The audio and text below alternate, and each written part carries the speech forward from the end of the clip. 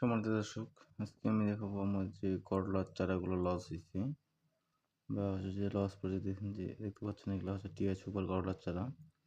এগুলোর বয়স মোটামুটি প্রায় 45-50 দিন প্লাস হচ্ছে।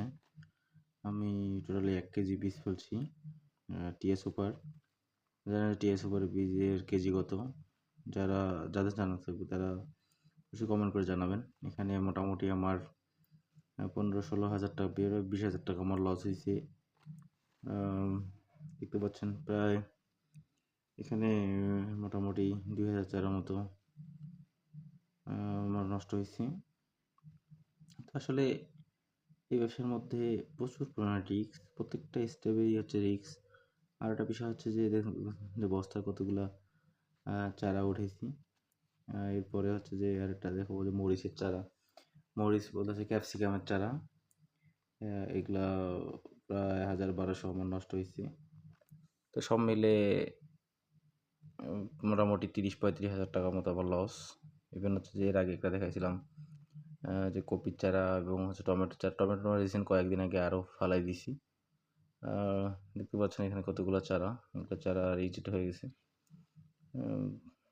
এবার করলার চারা তেমন একটা বিজনেস হয় নাই, কারণ মানে নিজে অনেক বীজ লাগাইছি। আর এবার হচ্ছে ওয়েদার ভালো থাকার কারণে নার্সারি ব্যবসার মধ্যে অনেক প্রত্যেকটা নার্সারি, যারা সবজি চারা নার্সারি করছে প্রত্যেক জায়গায় হচ্ছে করলার চারা অনেক নষ্ট হয়ে আছে হিউজ পরিমাণে। এই দেখেন যে আমি ক্যাপসিকামের চারা নষ্ট হয়ে গেছে আমার। এই ক্যাপসিকাম ধরছে, ক্যাপসিকামে মোটামুটি 3-4 হাজার চারা আমার নষ্ট হয়েছে। চারাগুলো অনেক ভালো ছিল, অনেক ভালো হয়েছে। তারপর হচ্ছে যে আর সচরাচর আমাদের এই দিনাজপুর অঞ্চলে খানসামা উপজেলার এই সাইডগুলোতে হচ্ছে যে ক্যাপসিকাম খুব কম মানুষ লাগায়, আর তারা কখনো লাগায়নি ক্যাপসিকাম। আর ক্যাপসিকাম চাষ সম্বন্ধে জানা না, আর আমি এবার নতুন করে করছি। তো ক্যাপসিকাম মূলত হচ্ছে যে গ্রিন হাউসে করতে হয়।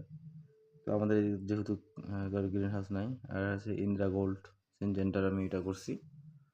মাশাআল্লাহ এটা অনেক ভালো, যারা নিয়ে গেছি বা বলতেছি যে ভাই ভালো হয়েছে, এর মধ্যে 1-2 গাছ লাগাইছে। অথচ আমার নার্সারিতে যে আমি লাগাইছি বা আমার প্রজেক্টে যে কয়েকটা গাছ লাগাইছি, ফল মোটামুটি ধরছে, তবে ফলগুলো সেরকম একটা সুবিধার হয়নি।